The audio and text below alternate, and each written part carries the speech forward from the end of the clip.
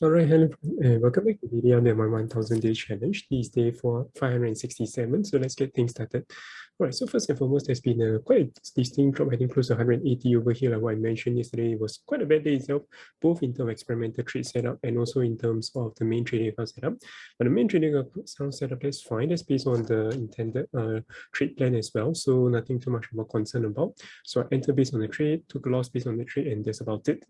Yeah, so basically I took both losses, trailing stop losses for both Bitcoin and Ethereum. So we didn't continue towards the upside direction, which is why sometimes it may be a consideration to look into the multiple time frame or higher time frame perspective. But bear in mind that a trade plan does not look into that for this particular scenario, simply because of that's how I go about backtesting it, and it has worked in that sense. All right, otherwise, when it comes to experimental trade setup, it's still a little bit choppy. Especially you can see right now, we're actually in, I think, the lowest so far I've seen so far. But bear in mind that yesterday was a really bad one. I did really a lot of bad moves, 7 bad moves, in fact, on the small little trades. So it is what it is. So right now, things still looks a little bit choppy. I've been pausing on the trade itself, re-looking into it again, and then ensuring that my trading plan are clearly written out, even for experimental trade setup, to ensure that I'm trading things in the right manner in that sense. All right, otherwise, that's more or less about it in terms of the equity balance update. In terms of the US market itself, I would say it's still leaning towards neutral to bearish momentum itself. We are definitely leaning below the 200-day simple moving average for both of them.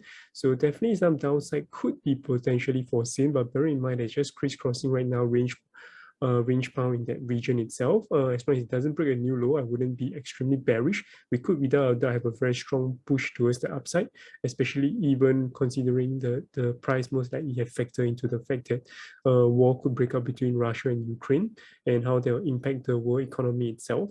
And in addition to that, you do have other news as well, especially when it comes to crypto side of things on how the Russian policy would have in terms of cryptocurrency itself, and also in terms of how the US will have policies relating to crypto market in general as well.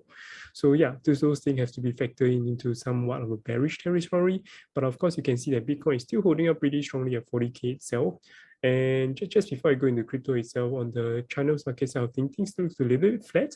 Nothing seems to be happening right now. We're actually just flatlining. I do foresee a potential break towards either direction very soon, because consolidation, especially tight consolidation like this, generally leads to a very strong break thereafter, which means a momentum that moves very strongly in that direction, which gives rise to very good opportunity to trade in that direction. If, for example, you see a very strong consolidation on Bitcoin on maybe the daily or weekly chart, and then a break above gives rise very good opportunity to trade on a shorter time frame in that perspective. So yeah, but otherwise, there's no good setup on the forward chart. It looks rather choppy based on price action wise. I would not enter it. Doesn't look like suitable for pullback, nor does it look like for breakout. Neither does it look like yeah, consolidation right now does looks like it, but until a clear consolidation has formed and combine itself and forms a clearer pattern itself, I'll not be looking to enter any trade. This could without doubt be an ABC corrective pattern itself. But until you form a nice bullish up wave and then near the top itself, I'll consider another long. But otherwise, I'm just staying put here because we do see further downside. And depending on how the market reacts, especially over the weekend itself, my volume tends to be a bit on the lower side of things. Otherwise, that's more or less about it. If you guys have any questions, feel free to drop by your comments below. I'll see you guys tomorrow. Take care. Bye-bye.